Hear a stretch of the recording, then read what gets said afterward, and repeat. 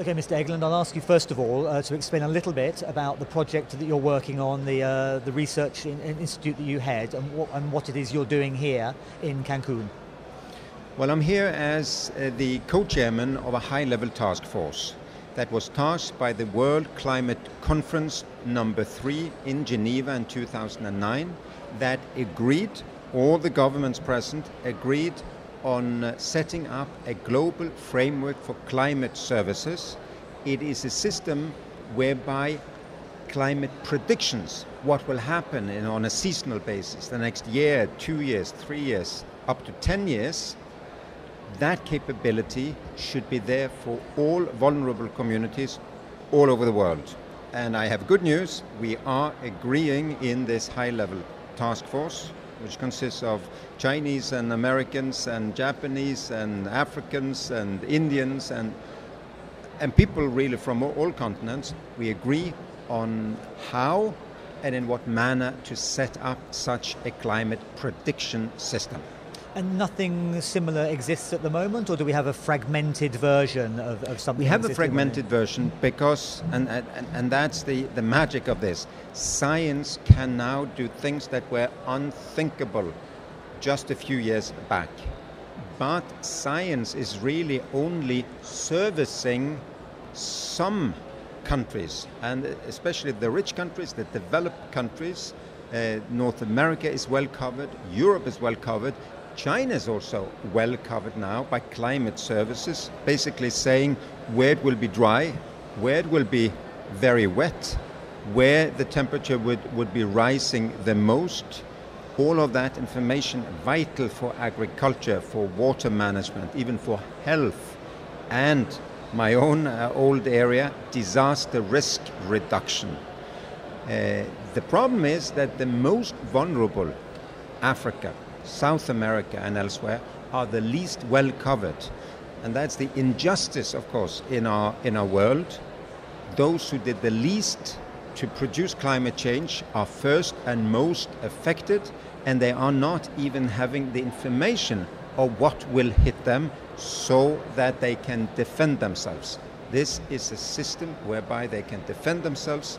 We can help them adapt, we can help them survive and even develop in a time of climate variability and climate change. Have you got any recent examples of situations in which things were not predicted? And I'm thinking specifically of the tsunami in Asia a few years ago. Was that an example of somewhere where if this system were in place, we might not have had the number of dead that we had? Well, the tsunami may be a good example of something which does not apply to this.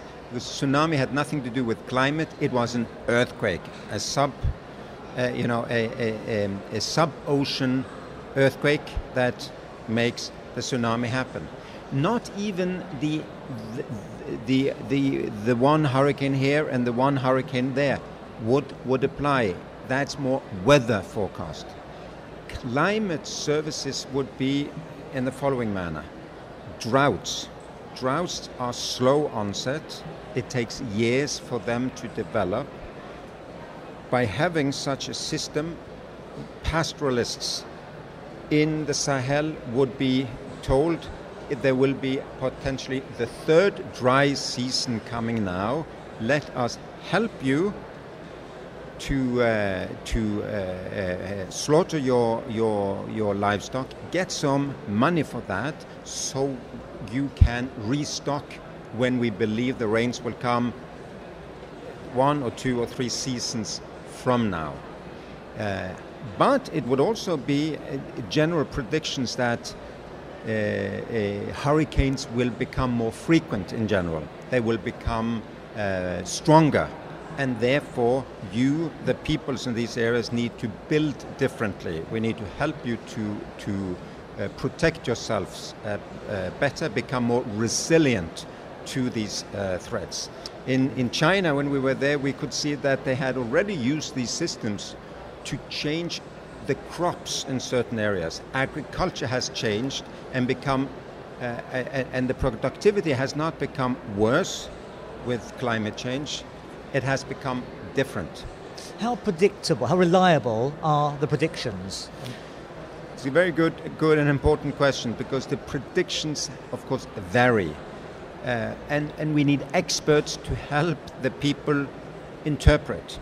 So if the prediction is the following: next year there is a 75% chance of 70% of normal rainfalls. What does that mean? Well, you have to interpret that for agriculture, for water managers to know what to do. If rains will increase on the west coast and decrease on the east coast, which could well happen in a society, it has a big effect for where to place dams, how to harvest water, how to not misuse it. Presumably you then have to win the trust of governments who would be asked to invest to allay the predictions, and the people on the ground, farmers on the ground, who perhaps need to change some of their traditions, their customs, or the way they've normally done things. Is that correct? Indeed. There will have to be adaptation all over the world, and adaptation has to be informed by climate predictions being at their best. Little by little, predictions become better. Little by little, research reaches those who provide services. Those who provide services are better in reaching those who are decision makers. Those who are decision makers are then getting funding and money for people to be able to respond better. We've seen already in disaster work that the number of people who die in natural disasters have gone down dramatically, thankfully. However, the number of people who lose their livelihoods has gone up. More people are affected, we save their lives, but we don't really help them retain their livelihoods. Okay, that's great. Just tell me a little bit about how you're going to launch it. Is there anything specifically planned here in Cancun, or the nature of the launch? Well, actually here in Cancun we have the first presentations of our draft conclusions and recommendations. And who are we, by the way? Well, it's a high-level task force consisting of former President Chissano of Mozambique, former President Lagos of Chile.